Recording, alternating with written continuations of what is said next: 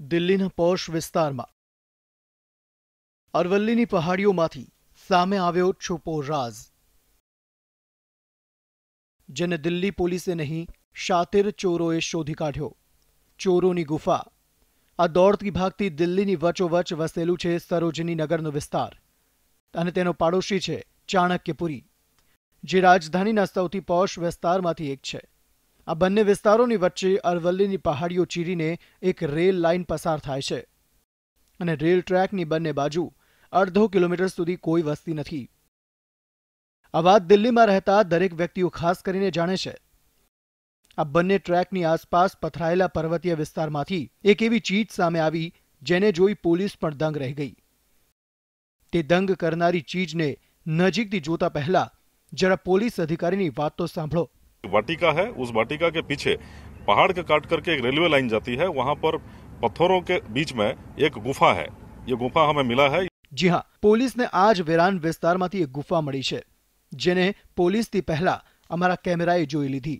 दक्षिण दिल्ली की पुलिस की ATS टीम ने एक ऐसी गुफा खोजी है और ये गुफा खोजने का जो मकसद था वो सिर्फ उन 6 बदमाशों को लेकर था, क्योंकि जो बदमाश 6 पकड़े गए हैं वो लुटेरे थे और दिल्ली में जो दक्षिण दिल्ली के कई पॉश इलाके हैं उन पॉश इलाकों में वारदात को अंजाम देते थे. સાંભળ્યું તમે? આ ચોરોનું એ ઠેકાણું છે કે જેની જાણ ખુદ પોલીસને પણ નહોતી, પરંતુ ત્યારે આ ગુફાની ખબર પડી જ્યારે ગુફાની નજીક રહેતા કેટલાક લોકોને એવા વ્યક્તિઓની અવરજવર જોઈ કે જેઓ ચહેરાથી સભ્ય સમાજના નહોતા લાગતા. ये जो गुफा है ये चाणक्यपुरी और सरोजनी नगर रेलवे स्टेशन के पास की ये गुफा है. आप देख सकते हैं ये गुफा इतनी खतरनाक और गहरी है. 50 मीटर तक लगभग ये गुफा जाती है और हम लगभग 15 मीटर इस पर चल चुके हैं और इस 15 मीटर पर भी काफ़ी रिस्क है. आ 50 मीटर ઊંડી અને કાયદાથી બનેલી આ અંધારી ગુફામાં એ ચોરોને પોતાનામાં છુપાવી દેતી હતી, જેને પોલીસ દિલ્હીના અજવાળામાં શોધતી ફરતી રહેતી. પરંતુ જ્યારે આ ગુફાની જાણ પોલીસને થઈ તો પોલીસને એ વાત સમજતા વાર ન લાગી કે રાજધાनीના ચોર સાચે જ ખૂબ જ શાતિર છે.